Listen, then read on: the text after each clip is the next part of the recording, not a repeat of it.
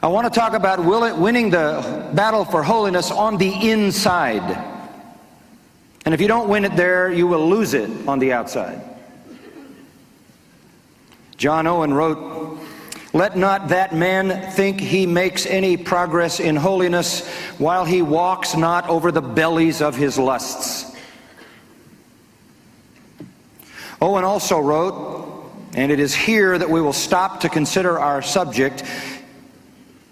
He wrote, "If you want to kill sin, quote, load your conscience with the guilt of it," end quote. The key to holiness, I believe, in your life is your conscience. I don't know if you've ever heard a message about the conscience. I don't know if you understand how the conscience functions. And I think it's my duty before the Lord to be discharged to you tonight to tell you about your conscience.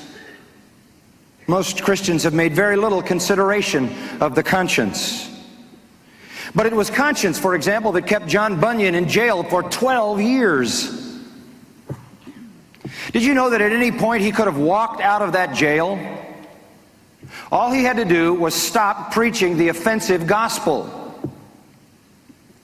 He had a wife and a family and a blind daughter. And it constantly broke his heart because he knew he could walk out and be a husband and a father. But he chose a clear conscience over freedom, though the price was toweringly high. And he wrote of his sacrifice to a clear conscience in Grace Abounding, page 123. Listen to this. "The parting with my wife and poor children hath often been to me in this place as the pulling of the flesh from my bones, and that not only because I am somewhat too fond of these great mercies, but also because I should have often brought to my mind the many hardships, miseries, and wants that my poor family was like to meet with should I be taken from them, especially my poor blind child, who lay nearer to my heart than all I had besides.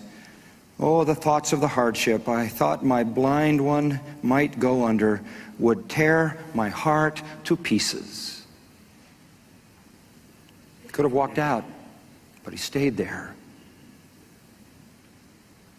His response to those who urged him to leave, stop the offensive preaching, be released, was, quote, "I would make of my conscience a continual butchery and slaughter shop," end quote. He said he would rather, quote, "suffer if frail life might continue so long, till the moss shall grow on my eyebrows," end quote, rather than violate his conscience. Strong men, well, you have to be strong on the inside. What is this conscience? How does it function? What does it do? In the book I wrote called The Vanishing Conscience, I tell a story from 1984.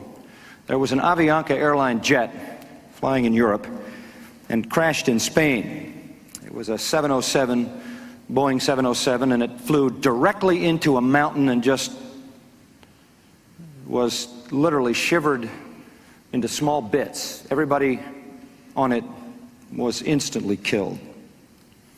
As they always do, they went in to retrieve the little black box flight recorder, and they found it, and they listened to the tape. And amazingly, this is what they heard on the tape. As the plane came nearer and nearer to the mountain and it was flying directly into it, the computer-synthesized warning voice came on and said, "Pull up, pull up, pull up, pull up." And inexplicably, the pilot said, "Shut up, gringo," and flipped off the switch and silenced the warning voice. And they hit the mountain. And everybody was killed.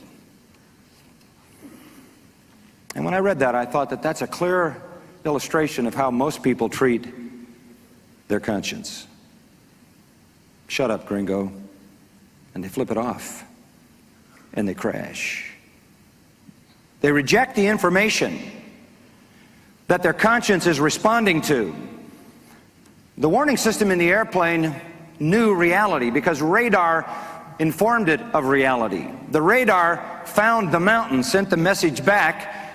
Reality was, you're going to hit a mountain. The information was accurate. The information then triggered the synthesized voice that said, pull up, pull up, pull up, pull up. And the foolish pilot switched it off. In New Testament language, there are no jets. So Paul said, 1 Timothy 1:18 and 20, those who reject their conscience suffer shipwreck. Shipwreck. And are turned over to Satan. Conscience is a tremendous gift. We need to understand the role that it plays in holiness. Conscience is the God-given warning mechanism, the God-given warning device that tells us we are on a path to spiritual collision. I suppose the best parallel to it is pain. Pain, do you understand? Pain is a good thing. Do you understand that? Because pain tells you there's something wrong with your body and you need to do something about it. Pain is a God-given mechanism to keep you from destroying yourself physically. That's why leprosy is, or Hansen's disease as it's known today, is such a terrible threat.